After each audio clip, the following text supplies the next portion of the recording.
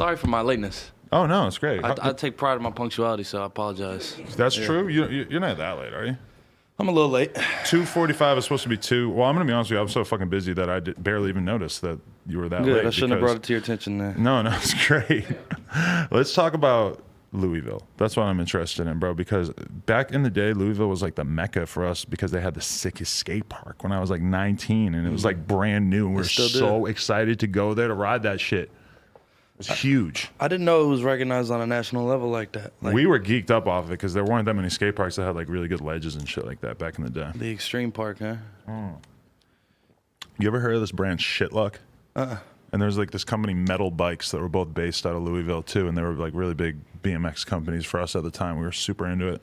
Totally unfamiliar. Damn, that was our. I totally understand that. That was our main like cultural reference point for Louisville at that time. But what was it like growing up out there? Talk to me about this. Well, you know, I guess growing up in Louisville, just to get right into it, I think a lot of people had this association with Louisville. It's in Kentucky. People think you're from the country. Anywhere in Kentucky, we're from the city. There's a million people in Louisville. I've harped on this before, and I'm going to continue to harp on it because, you know, we're trying to get it up there. But a lot of people in Louisville feel kind of misunderstood because they're boxed into this sort of, this Kentucky box of country. Isn't that weird? Yeah, it is. So that's one thing I was actually excited to talk about up here because my experience of Kentucky is different from a lot of other Kentuckians because I come from a city. You know, we got a downtown. There's different neighborhoods. It's totally urbanized. So exactly, yeah. There's a fly culture going on. Like Louisville's got a lot of upcoming artists right now. Like we're tapped into what's going on. Like it's not some backwoods experience. But you do smoke backwoods out there, presumably, right? Some people do. Some people do. Not you so much. It's kind of a Swisher capital, I'd say. Swisher capital? Wow, that's holding them back, man. They got to graduate past that. Nah, man, it's part of the culture. You respect the Swishers? Yeah. I respect anyone who respects Swishers, given the fact that like these days they do get a little bit of heat. When you got like Smoke Perk making a song talking about fuck Swishers and shit, it's like, why? When did Swishers become the ops? I don't know. Apparently they're just horrible for you, huh? Shit, I don't know. I'm assuming woods are just as bad. Are woods bad for you? Hell yeah, you said that big old piece of tobacco. It can't be good. Yeah, I don't smoke. I don't be knowing. So you just don't smoke at all? I don't smoke. That's cool. I'll hit a blunt like every couple months just to see if I like it, but every time I don't like it. Every time you don't like it. I feel it. How high do you get hitting the blunt once, though? Not too, but you feel it. I feel it a little bit. I've gotten high before, and I don't enjoy it. When I think about how much weed I smoke now and how smoking way less used to get me so high like 10 or 15 years ago, it's like, holy shit, my tolerance level has really built up over the years. You think so? Yeah, but it's like I had to get way too high. You can't get blasted now? You can't get... I mean, I could, but I'd have to go outside my comfort zone. I'd have to like smoke a ton of blunts, or I would have to like, if I took a dab, like if I took one dab right now, you're going to feel like, you're going to be like, I'm talking to the special needs motherfucker. Like, who is this dude? For sure. This isn't the Adam I was expecting. Yeah, that's me instantly. I don't enjoy being high at all. That's the weird part about it is you kind of have to just do it over and over and get too high to eventually learn to like it. But, you know, what's the point? But you don't think there's a possibility that some people just ain't into it? Oh, yeah. That's what I'm saying is that a lot of people that's just like probably doesn't match their personality. It sounds like you're saying if I got high enough, I could learn to enjoy it. Yeah, I think you would, but I don't think that there's necessarily a lot for you to gain from that. No, that's fair. That's fair. It's like that for any drug. Like, bro, if you did coke and you hated it, well, you keep doing it for a while, you're going to start liking it, and then you're going to not be able to stop doing it. Fair enough. That's just how it works. Damn. But, okay, is Louisville like the only city in Kentucky that's like sort of more urbanized like that, or is that throughout the state? Now, we can give a little slice of that to Lexington as well. Lexington's got it going on. I mean, you know, it's a big... there's a lot of Trump supporters in Kentucky, and I would say Louisville and Lexington are kind of the spots where there's a little bit less of that going on. You know what I mean? Like kind of more democratic cities. That's crazy. It's got to be that's got to be like a straight culture war in like the down south sort of areas because there's probably so many people that are so pro-Trump and then also lots of young people that are super anti, huh? In a way. It's weird because it just depends on the world you live in, I guess. Like to me, what I'm into is what I'm into, but you can step outside of that and to them the norm is whatever they're into. It's crazy. When you see the Trump hat in Beverly Hills, it's shocking. It's out here? I mean, once in a while I'll see a guy wearing one. Usually it's like a Mexican guy or something because I feel like they feel like they get a little bit more of a pass to rock it or something. But you'll see it once in a while and it's like, I'm not the type of person that sees the Trump hat and gets mad or like assumes the person's a dick or whatever. I feel like I'm very open-minded to other people's opinions. But in Hollywood, you see it and it's like shocking. In Louisville, I'm sure it's a lot more common. Yeah, I guess there's a little bit of that. We walked into a Cracker. I'm on tour right now. We walked into a Cracker Barrel and almost ran into a dude with a big one on. So it's going on. It's out here. It's definitely going down. I wonder if he's gonna win. Yeah, I do wonder that.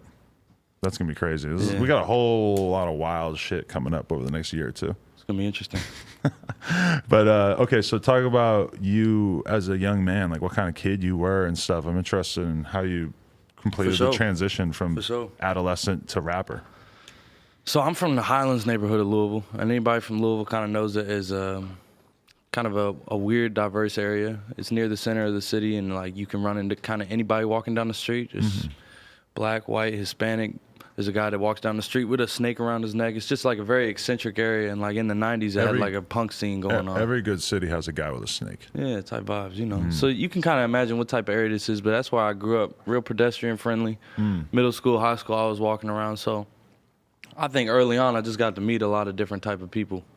So that's kind of what it was for me, and it was right as hip hop was like becoming a thing, man. Like that's what it was. So I was rapping early. Being just like living in that kind of area where you actually have a lot of different types of people who are just walking around the street, very like underrated thing for sort of building you. Like in New York, I feel like a lot of people really benefit from that, is that you're just constantly around other people. And a lot of people who live in the suburbs and stuff, people go to school or work and then they come home and then they fucking watch TV and they get scared of people that are different than them because they got the news telling them that everybody's evil and shit. 100%.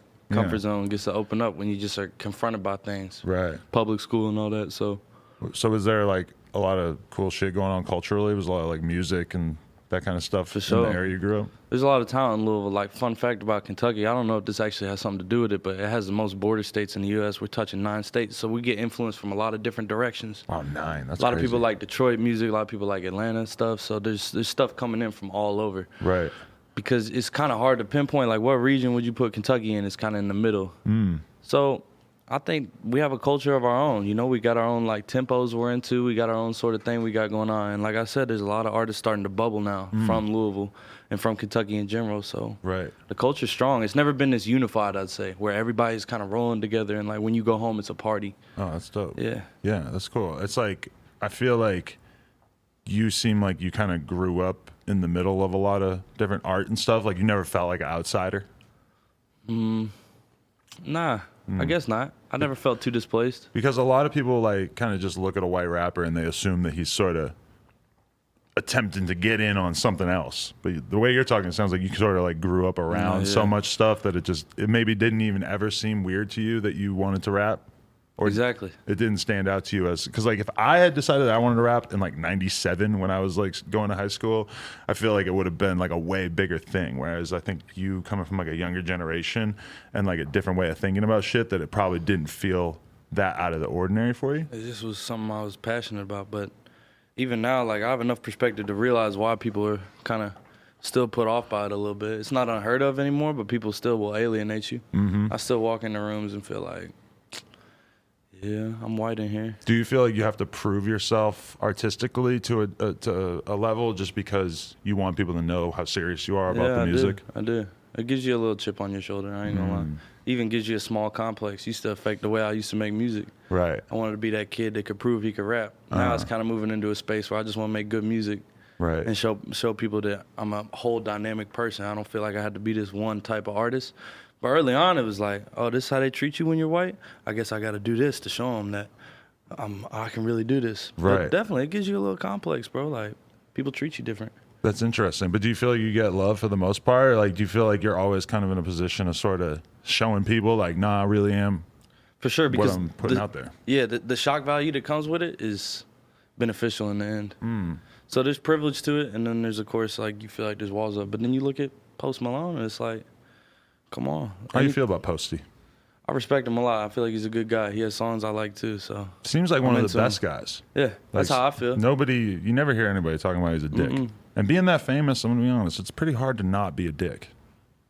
I can see that. It seemed like he comes from a grounded situation. So do I. So he's still drinking Bud Light. Yeah, that's some shit. If you don't ever switch up and you just keep drinking Bud Light, I mean, shit, he's probably making millions off Bud Light. That's what I'm saying. I'll keep drinking for whatever they're paying him. Exactly. What do you drink? You know what's crazy? So I'm a Ciroc boy. I rock with Diddy. I'm all about my Ciroc. But these last few days on tour, I kind of challenged myself to let go of drinking a little bit. So I've been sober for like the last 7 shows. How's that going? Feels great. Really? Yeah, I feel like I'm tapping into something different. I don't know, like I'm going out on stage. I think for a while there it was becoming a bit of a crutch to go on stage and get that auto confidence off the liquor. But is that what you're doing? Like banging a couple shots before you went on stage or something? No, I was getting faded. Like I was getting messed up before I Fucked go up. out. And I Damn, think the really? last straw was DC. I was gone on stage, and I felt like I did a bad show almost. Now the fans there, they keep DMing me because I be venting about this online. Right. They DMing me like the show was good, don't worry about it. But I felt kind of iffy about it. So next day I did Charlotte sober, one of my best performances. So I was like, let me roll with this. And so I think I'm gonna finish the tour out like this. But to answer your original question, I'm a Ciroc boy. Yeah, no, I hear that. Like, I feel like there's been times where I was drunk as shit, let's say, and I was like at somebody's show or whatever, and because I was totally out of my mind, I felt completely confident, like going up to the crowd and getting everybody all hyped and stuff. And when I'm fucking sober or when I'm smoking weed, that is so not like my personality to like run out on stage and get everybody all hyped up. I respect the fuck out of people like DJs and shit who that's what they do. They just go out there and get everybody hyped up, and they can do it. They don't have to be fucked up at all, but they get the energy going crazy with the audience. I mean, that is such like an underrated skill.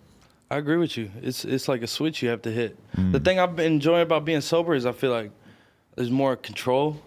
Like I get kind of mood swingy when I'm in a different state of mind. So when I'm just on that sober vibe, I feel like I can control everything and really tap into like doing a good job for the crowd, make eye contact, talk to them. So I like it. You don't sound like you have that like alcoholic gene where like some people they just start drinking and it's over. Like they're just gonna be a fucking alcoholic for life. Or were you ever like that? Nah, I was never like that. In fact, I didn't even drink in high school. I was kind of late to the party. Atlanta's when I got introduced to even most of my vices. I think I'm just like self-aware, so I be trying to make sure I'm not going over the edge. You feel me? Definitely. So what was high school like in terms of, were you recording or at least rapping from like a very early stage? Yeah, everybody knew me as a kid in the city that rapped because I was passing out mixtapes and I was dropping songs online. It was mostly just bubbling in my hometown, but I was well known. Like people either liked me or they hated me. Like a lot of people thought I was a lame. Yeah, but I had it going. But how did you feel about that? Did you feel like you kind of looked like a nerd or something and that you were like trying to just convince everybody like not? Did you have that confidence to just be like, nah, I'm not a lame? Like what was 100%. It like fighting against that? 100%. But it was another thing to give me one of those chips on my shoulder of like, got to prove something. But I think I've always had like a certain level of like knowing who I am regardless of how people see me, even though I can still take it into account. But I knew in high school like I was tight. I knew I was fly. Like I knew what I had going on. I was feeling myself early, so it was cool. In high school, I enjoyed it. That's the crazy thing about being a rapper. Like when you are starting from nothing is that it really is so much about like that confidence, even though you don't really have that much to be confident about. Like you don't have fans yet, like that many fans. You don't have like the money and the whatever that you want, but you still have to like go out there and exude enough confidence to convince everybody that you actually are capable of being this thing. Yep. You just got your balls and your word. You're either that or you aren't. You just be feeling yourself, whether you do or not. But I totally agree with you. It's all about, do you really love yourself? And that's the number one thing when I'm looking at new rappers, when I'm on stream or whatever, is like, do they seem like they really believe it? It's probably like one of the biggest things, even beyond just their musical ability and stuff, is like, do they seem like they believe or they're confident enough to really embody this? That's the number one component. That's the number one thing. Sometimes I'll write something and I'll be in the wrong frame of mind, like whatever's going on, but I ain't feeling myself that day. But the bars on paper, hard as it gets. I go in the booth, spit it. You can feel in my voice that I don't mean what I'm saying. That happens to me. I make songs that ain't like that. Really? And you go in and but then sometimes you're in that mood today, but it's like you said, it's all energy. It don't matter. The bars are second to everything. The bars are how you use your voice. Do we believe you? Exactly. Do you believe yourself? You can feel that. And that's why everybody starts getting fucked up in the studio, like what you're describing when you move to Atlanta or whatever, is because you're trying to just recreate and recapture. You're looking for an energy. And to get it artificially. The problem is that it's subtracting the energy that you'll have the next day, and that compounds upon itself, and all of a sudden you're fucked. Yeah, it's a trap, but at the same time, you just are doing anything you can to tap into that magic that makes people say that. And because we all know that there's Futures, there's Lil Uzis, there's all these people who, when you listen to their music, certain songs of theirs that you can tell that they were fucked up and that made the song better. 3 6 Mafia is like, I'm sorry, if they never did drugs, they might not have made a lot of that music. And, you know, it's like, we know that shit was inspired by that, so you can't blame rappers for thinking like, damn, I gotta fuck with and see what's up with this lean. See, I don't even try nothing outside of the studio. Because that's where I want to find something. I want to tap into something. That's the lab. That's where people end up experimenting. At least there's a purpose there. I mean, it's better than just like sitting in your house watching Sports Center. Yeah. So you're in high school, and how far, like when did you start to feel like it was really starting to come together? Like you were getting a fan base together? Was it happening online? It was like a hometown thing completely. Everyone in Louisville was starting to know about me, but I realized I needed to keep it moving. So I went to Atlanta and got it jumping. Met Drama shortly after I moved, but me and my boy, we had actually gotten a job at Georgia State, but I originally moved down with my homie Urban, photographer, and my boy 2 for 1, my producer. So we went down there together and just went in. We tried to work, and we were down there with KY Engineering, and things just slowly came together. Like I said, I met Drama, and he said he wanted to sign me, put me in a better position since. So Atlanta is what I owe a lot of the changes to. Right. It influenced how I was making music. It introduced me to those horrible vices. It put me in this new space that I was never in Louisville. Were you sure that you couldn't do what you were trying to do or make it in Louisville? Like I mean, almost everybody ends up with that conclusion that they got to go to LA, Atlanta, or New York. It's funny because it's like, it's hard to say because the internet now, you can do it from anywhere. But there is an argument for just putting your face in another room. When I moved to Atlanta, I just started meeting producers and people that I had grown up idolizing and knowing about. You know what I mean? So it changes everything when you just are showing face. Atlanta is such a place where you can just go there, and if you have any degree of like connections or whatever, you could easily start just bouncing between different studios and just meeting all these different people. It's like there's an insane energy out there. Out here, there is some of that, but it's also like, this is Hollywood. Like everybody's super business focused. There's labels out here. Like people are in their own sessions. They're working on their own shit. Atlanta feels much more very accessible, collaborative. Yeah, very collaborative and accessible. And it's 6 hours from Louisville, so we were just bouncing down there before I moved. That's tight. Atlanta changed things. I went actually, like the majority of the time I spent in Atlanta was with Shoreline. I remember that you were at Mean Street. Right, yeah, and they were recording with like at Drama's spot. So is that how that happened? Like, did you end up going there to record one night, and then you sort of start getting on Drama's radar? So I was brought there to meet Drama. Right. You know, he'd be there. It's his studio, so he spends his evenings there. So when I came, I was introduced to him, and that night he had me just record, and I was showing up, and then when I signed, I've been in there every night since. Wow. So you just basically ended up making a song or two in front of him, and he was just sort of just watching you and like paying attention to you? Not in front of him, but I like shook his hand, and then he like left the room, and then I recorded. Right. But we got cool just bouncing around being in the studio. Right. Yeah. That's tight. What was the vibes like over there on average? Because Drama is like, he's super tight, but he's also kind of serious, huh? Like so serious.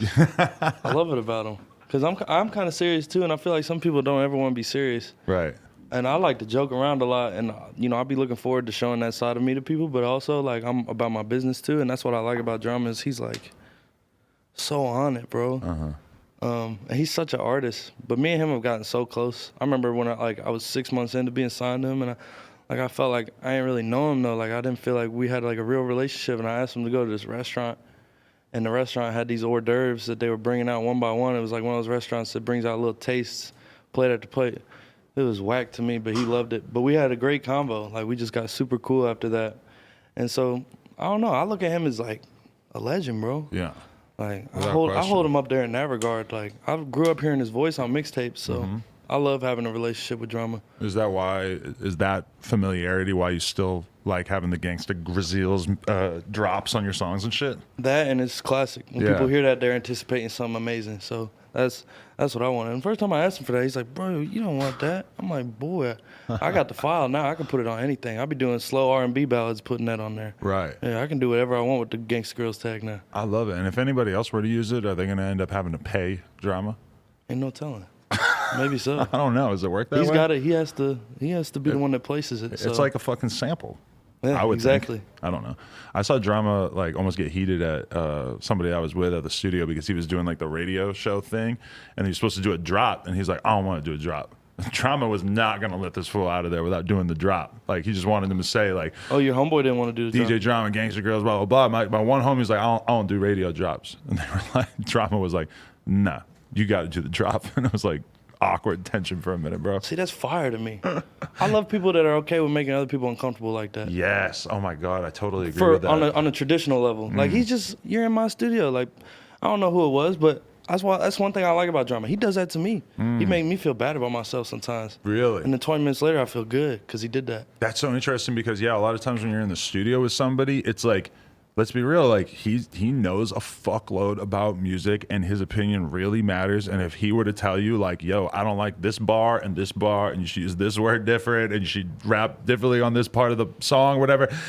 A lot of people aren't going to have that kind of conversation with you because realistically, they just don't give a fuck. Being around somebody that actually will risk offending you or like challenging you is something that, I mean, you don't get that from a lot of people in this music industry because people just don't give a fuck. He checks me all the time. Checks me all the time. Really? Yeah. That's interesting. Yeah, it's like, and he tells great stories. It's like having a dad, you know what I mean? I mean, I have a dad, but it's like having another dad. Right. That's mixed. That's got to help. Yeah. You ever talk to him about the, that's what I want to interview him. I'm sure he's talked about it mad times, but I want to talk about that Fed case, bro. That's what, I would love to hear him talk about that. I could probably search and find it on YouTube He's anyway. told me a little bit about that. I haven't dove into that a ton. The fact that he survived that is the craziest shit ever. Legendary. That's crazy. That's like, Cannon be talking about that too. yeah. Crazy times. Yeah. What's the relationship with Cannon? Like, is he a little bit more hands off or? He a little more hands on. Like what you were talking about in the studio about Right. making Drama don't really do that to me. Drama talks to me on like a different level. Cannon is more in the studio, giving me his opinions on my music, telling me what I should do about this and that. Right. So he be looking out. He helps me craft the songs. I mean, the first song, for example, on this tour, the song I come out to on my set, every night I come out to the same song, right? When I made the song, Cannon told me, he's like, this is what you're going to come out to on your tour. I can hear it. It sounds like it. I didn't feel that way before he said that. And so we put it first, and it's been crazy since. So just little stuff like that. He's got a lot of musical knowledge. So he gives me a lot of game. When you look at where you were at when you signed with them versus where you're at now, like how much do you feel like you've grown as an artist in terms of really learning how to put a song together? A ton. I feel like since 3 months ago, I'm way better. I don't know. It's just, I'm into it. I'm into getting better, man. I just want to be like on the Rushmore. I really want to be one of the GOATs, bro. I really like care about music, so I'm into it. And any game they can give me, I'm taking it. Yeah, because I hear you like sort of, I forget what song it was, but I was listening to one of your songs and you're sort of expressing that level where you're like not 100% sure of like if you're going to get where you really want to go. And like, I appreciate that you'll actually talk openly about that because I mean, everybody clearly thinks about that in the music industry, but I just like heard you talking on songs last night about how you're actually aware of that. And like, you're like, is that sort of this crushing, overwhelming feeling that like you just have these things you want to accomplish so bad and you just have to fight for them all the time? It's some of that, and like majority of it is sometimes I think my fear is that I want so much that I remember when I wanted what I have now. I remember when I wanted to do an interview with you. Not that I stopped wanting to, but I'm saying I remember wanting this. Right. And now I'm happy I'm here, and now I want even more. But you're living your life and you're not thinking about the fact that there was a moment in your life. Like there was a moment in my life where I would have fucking killed to, you know, do any of this. Like I fucking just did That's what I'm saying. I went on Sway's show and I'm like, but I never stopped to think like, damn, I would have fucking killed to have that opportunity a couple of years ago. You forget about the fact that you've accomplished all your goals. And because of that, sometimes I think my worry is that I could get to where a Post Malone is, a Drake is, and still be, why am I not king of the world though? Right. Because a man's greed is powerful. You always want more. You always seeing what else you could have. So that's the thing that I fear is like, am I chasing the right things? I think it's good to achieve something, but am I chasing the right things? Because will I ever be happy if this is what I keep? Because I'm not 100% happy yet. I'm not depressed. Right. But I know I still want more now, and I used to want to kill for this.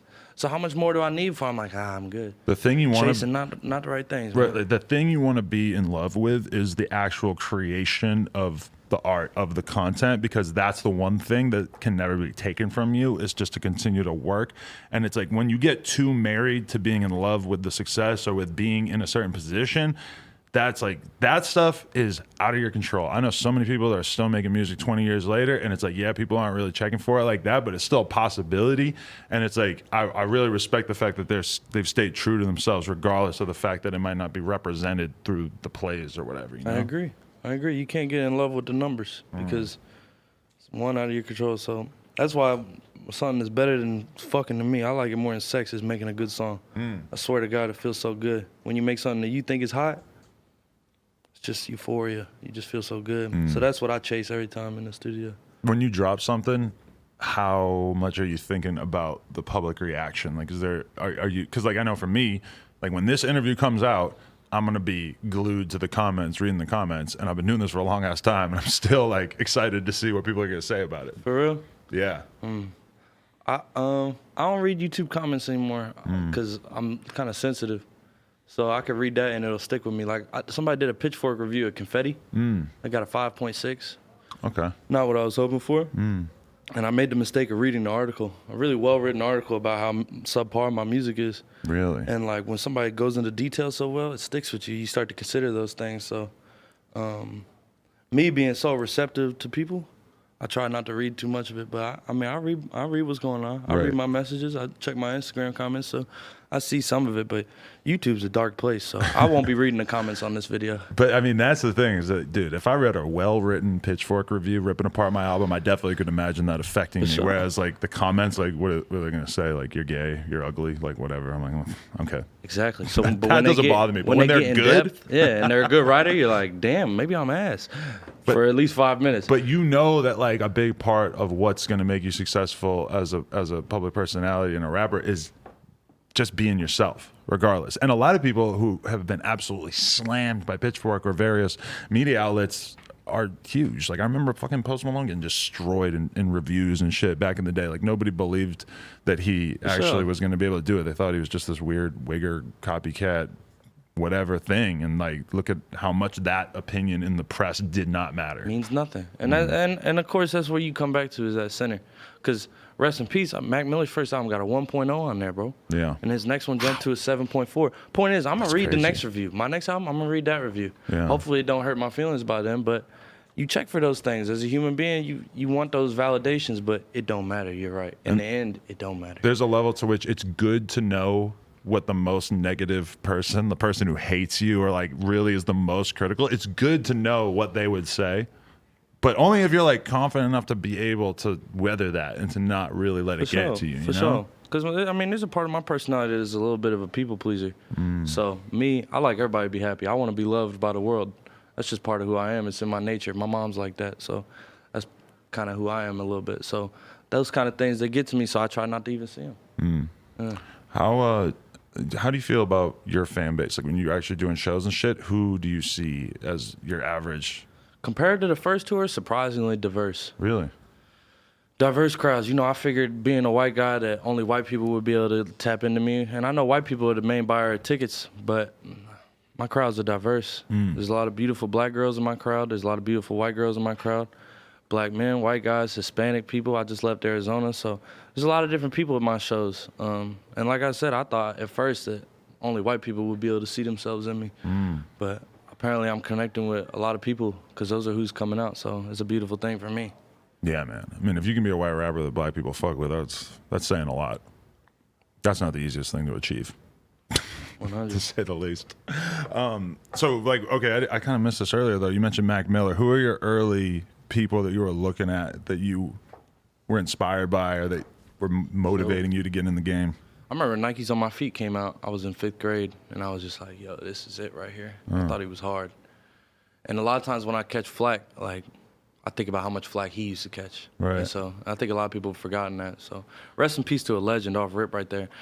That shit is crazy because you're looking at somebody who in that early stage got so much backlash and hate, and then by that time, but then became so beloved, and then when he passes, it's like you couldn't find somebody who had something negative to say about him. It was 100% all love from mad people that you would not have ever even thought would be saying something about him, you know? That's what I'm saying. And that's why you gotta. I guess part of me is like, you gotta get over the desire to be loved first off, because that's something that I was already talking about. But anyway, other influences. Andre 3000 is one of my favorite rappers ever. Wow. I think just as a writer, he's incredible.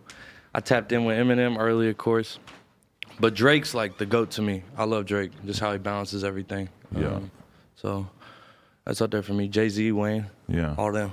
That's a pretty good lineage right there. Yes, sir. For sure. Andre 3000, I guess I could see that because like I was watching a little bit of an interview where you were saying that you feel like your music has gotten more groovy, and the host seemed like somewhat skeptical about like exactly what was going to be groovy about it. But For real? I see that vibe though for sure. Like, and Andre had that, you know, it's like where whatever, or Outkast in general, like they just would bring like the dancey, like fun element that didn't like completely overwhelm it and make it feel like it was some musical ballad type 100%. shit. That's Yeah. what I'm into. I like my shows are sing-alongs. Like people are grooving in there. There's a little bit of moshing here and there, but that ain't really the nature of the shows. It's more let's vibe, everybody gigging together. It's supposed to feel good. Yeah, it's a feel-good time. So there's a little bit of that. I'm so curious about this interview now. Look at me. I'm like, who the fuck said that? Who was skeptical?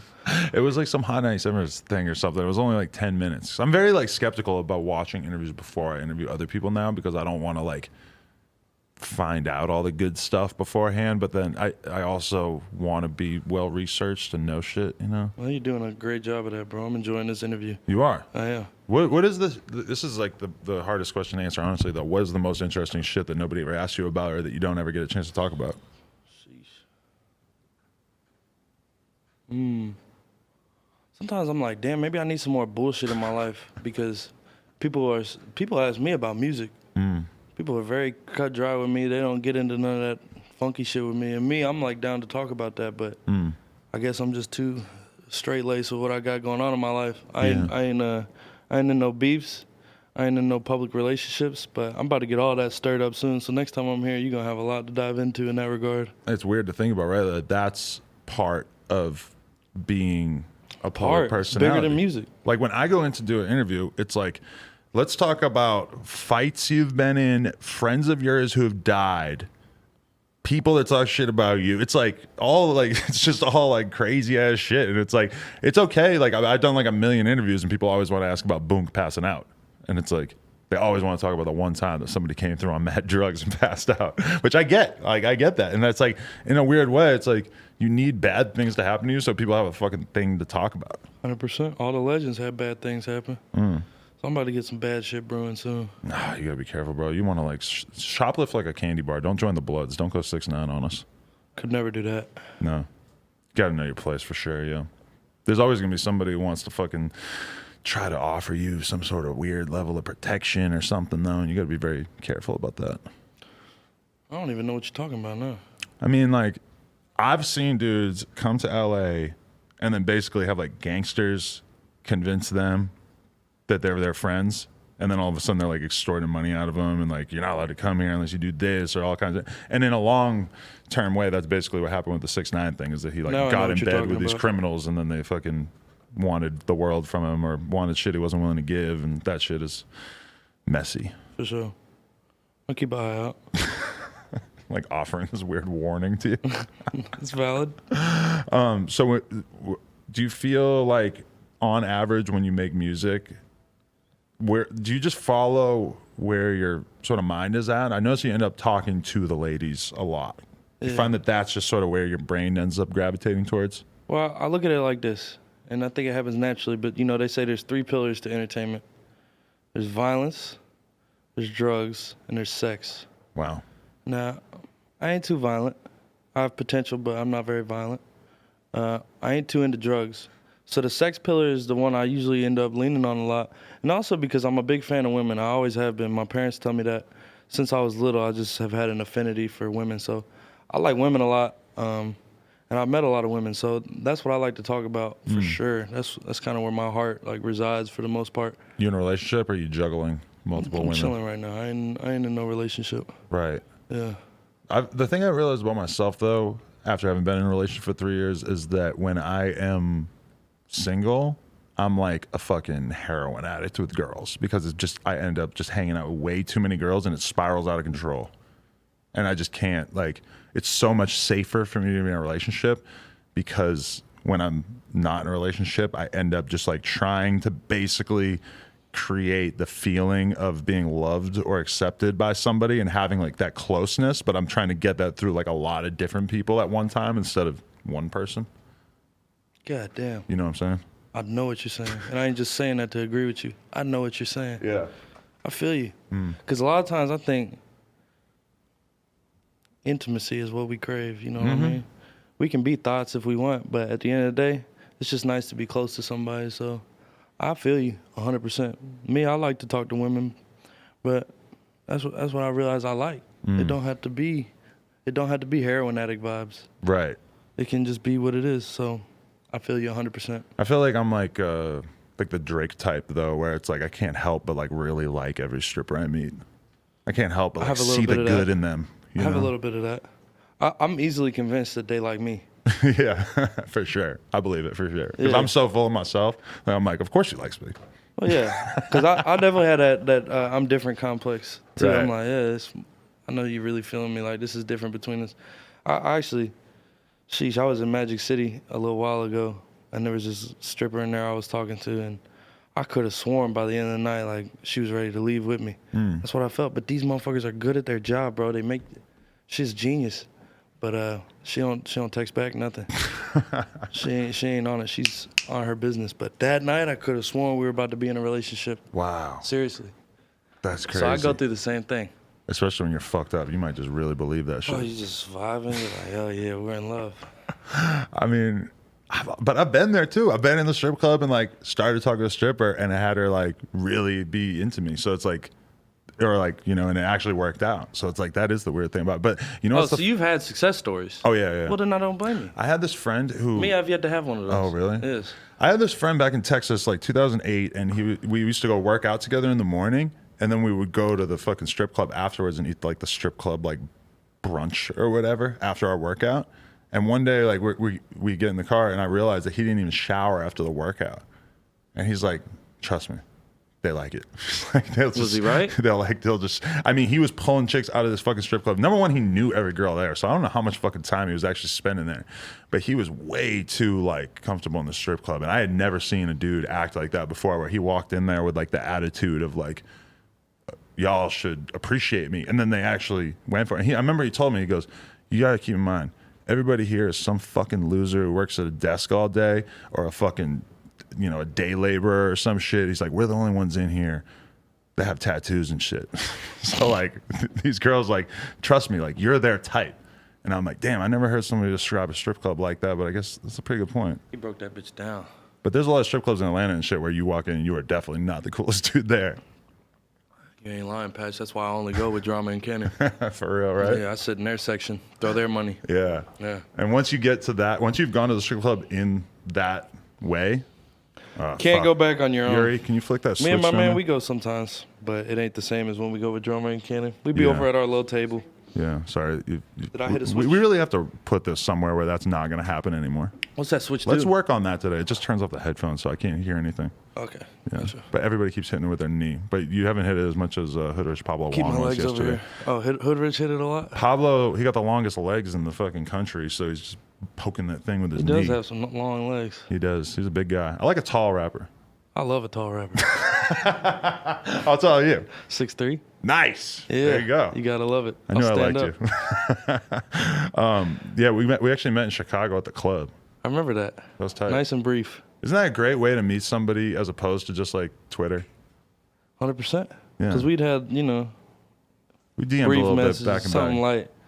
But when I ran into you, it was nice. We both shared a smile. It was a Yeah. beautiful thing. And I was like, that was a weird club to be in because it was like that Lyrical Lemonade weekend. So it just had it was like the internet come to life. So many people that you just see in Cole Bennett's Instagram comments were there. Everybody. All of them. Facts. So you were nominated for a BET award. That is something that I want to acknowledge. Thank you for acknowledging. Was that shocking? How'd you feel when you found out about that? It was slightly shocking. Didn't believe it. Didn't know why the hell it happened. Aside from the music being excellent, but that hasn't really done anything for me yet, just having excellent music. So I was shocked to get recognized for being good at this shit. So it was amazing. It was super validating. I was up against Megan Thee Stallion, so I was Wow. just cool with being nominated. But it's crazy, bro. It's gonna be on my Wikipedia, so I'm happy about it. Damn, you pay attention to the Wikipedia. That's good. I don't know if I ever grew heard up a reading rapper- Wikipedia, so I know those shits be down there. I stay consulting Wikipedias before I do interviews. For but- real? I mean, yeah, but then sometimes you'll have a rapper who will have like everything he's ever done documented in their Wikipedia, and then sometimes you'll have somebody who's pretty legendary, pretty well known, and they got like one paragraph. Yeah, I think I'm on that latter half. Legendary with one paragraph. But you know that's what like a good like PR person or whatever is supposed to actually do is like keep that kind of shit moving. Add to it? I mean, I don't know though, because you're not supposed to be like updating your own Wikipedia, but then at the same time, I'll look at my Wikipedia and it'll say some shit about I'm like famous for like farting or something, and I'll be like, I can't even like, can I change this? Like, I need somebody to like consult to like change weird shit that people put on there. You hate to see it, brother. And I'm really asking for it right now. You hate to see it. You do hate to see it. So yeah, do you feel like? Oh yeah, this is the one thing we had to ask about. How do you feel about Uzi putting a clown emoji over your face on Instagram? As soon as I saw it, I got butterflies in my stomach. Why? Just because he was acknowledging you? Well, I just couldn't believe it. I was just shocked. I didn't think he would acknowledge me. Right. Yeah. And why was he pissed? Was it just because you're signed to Drama and he's having his issues? I think it's because I aligned myself with Drama during the situation. I posted a photo with my arm around Drama, and I said, double tap if you can't wait for eternal to take. Yeah. What made you want to do that, though? You just feel like you had to sort of have that sense of solidarity with the team? Yeah, partly that, and part of it was there was a genuine side to it in that, one, I wanted to show I'm with Drama. There was a lot of shit being talked about Drama. And he's not really responding. And meanwhile, like, the person talking about him is like a mega famous superstar rapper. So it's kind of a weird thing where he doesn't seem like he's super interested in being all that public with his side of the story. Or For sure. He'll And- only put it out little bits. And I was feeling especially close with Drama because all this went down the day after that dinner I told you about. Oh, okay. So we were vibing at the time, you know what I mean? So I just wanted to align myself with him. Me being a Uzi fan, I didn't think it was going to be taken how it was taken, but that's how it went. Right. And now Uzi don't like me. You never heard anything else after that, or? Never. No. Yeah, he probably don't care that much. Ain't been nothing since. Do you know more about the situation with Uzi and Drama and shit than the average person reading the news? And does this Drama get a bad rap in this whole thing? I don't want to speak on it, but I know a lot more than most people. Right. Yeah. Interesting. How excited are you for Eternal Ataki? Can't wait to hear it. He's it an inspiring Ataki? artist. He's a great artist. Right. Can't wait to hear it. It'll inspire me to make some good music. Yeah. Do you feel like, does it ever worry you that like having somebody like him, having like an alleged rift with somebody like him, that the fans might end up siding with him or some shit like that? Oh, I know. It wasn't that serious, That huh? his fans are going to side with him? Yeah. Oh, I know his fans are going to side with him. So Right. that just is what it is. I was happy to see a lot of my fans ride for me during that. And my fan base is smaller than his, but it was a beautiful moment to see all my fans say, hey, I'm riding for my boy. But was there like a Uzi hive that showed up in your DMs telling you they hated you and shit? Yeah, I gained like 30,000 followers. For real? Yeah. Whoa. That's crazy. That BS, man. The They don't Uzi care about effect. good music. See, They want exactly. that BS. Question is like how much you can create in terms of actual interest or people actually listening to your shit out of the bullshit. It's a good question because BS doesn't equal longevity. It doesn't always equal. So I don't know. I think the key for me was when I knew that was about to pop off, I was about to post my music. I started dropping my videos that I'd already had out. It was like, so when y'all show up, y'all see I'm actually hard. Yeah. Like, okay, it's time. It's Yeah. time for y'all to learn. Time for people to see. People are going to hate no matter what. So as long as the conversation's going. It's funny though, because a lot of people, their way of getting people to actually engage with their music in that situation would be to do a diss track about the person or like really say something in the song. Did that cross your mind? It crossed my mind. Yeah. Yeah. Just figured it wasn't time for that yet. Did Drama tell you not to do it, or was it just Drama let me do my thing. He didn't give me no advice. None of them did. he didn't try to set you up and be like, yo, like you got to be a soldier. You got to go out there and take shots at him, man. Nah, but it definitely, I think it brought us closer. But he didn't give me no, I think you should do this. Right. Yeah. Yeah, it's kind of like, I mean, a lot of rappers will do a diss song that overshadows their whole career, Yeah. you know, where that kind of becomes like such a lightning rod for what people to talk about that they don't really care after that. I don't know.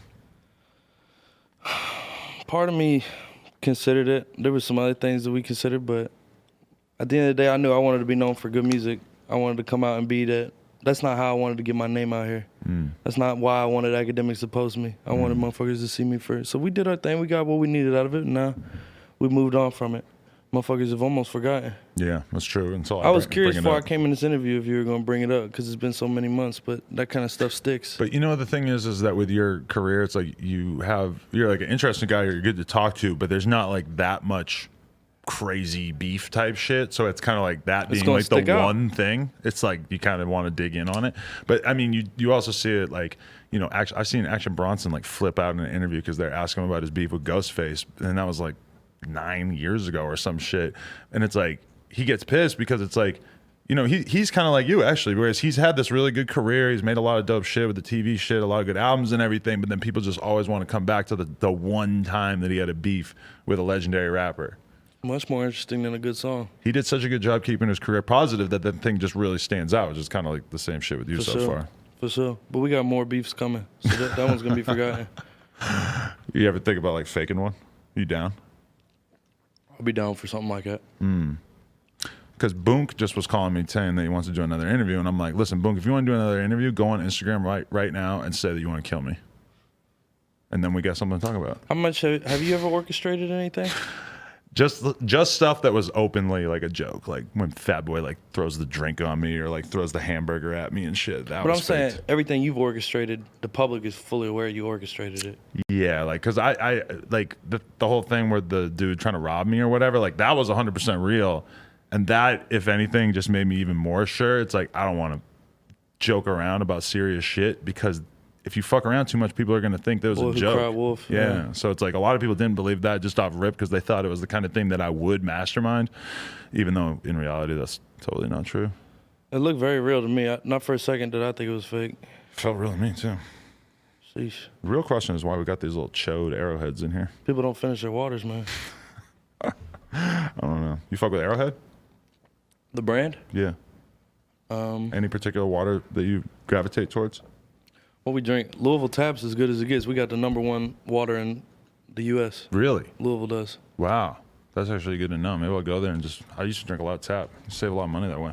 I like Dasani, though. Do you really like Dasani? I don't like Evian. No, yeah. I'll take Arrowhead. I don't fucking mind it. I'm going to be totally honest. Everybody complains about it. I think it's fine. Do you have any sort of particular affection for Kennedy Fried Chicken or excuse me, Kentucky Fried Chicken? For KFC? Kennedy used to be the shit that we would eat in Brooklyn and shit. Yeah, I just need to know if there's any special feeling you have towards that place just because of the name. Yeah, I like it. I think a lot of people in Kentucky, they try to, because people reference it so much, they act like they don't like it. I think KFC is delicious. Right. Are there local chicken spots that are better than me in Louisville? Yeah, but I love KFC. We had it last night when we were in Arizona, so Really? I'll eat it anywhere. A famous bowl hits different. Famous bowl. Those things are sick. I used to eat those all the time. Delicious. Yeah. My problem with KFC is that one time I went there and it gave me food poisoning and I had to like miss a whole trip and a photo shoot and stuff. So I'm still kind of salty about You it. ain't had it since? I have, but like very minimally, which is weird because if I see a Popeyes or a Church's Chicken, it might go down. But KFC, I just kind of stopped craving at a certain point. I can't. I'm mad about salmon. You'll go Popeyes though? I'll eat Over Popeyes. KFC? No. No? Ooh, that's brand loyalty.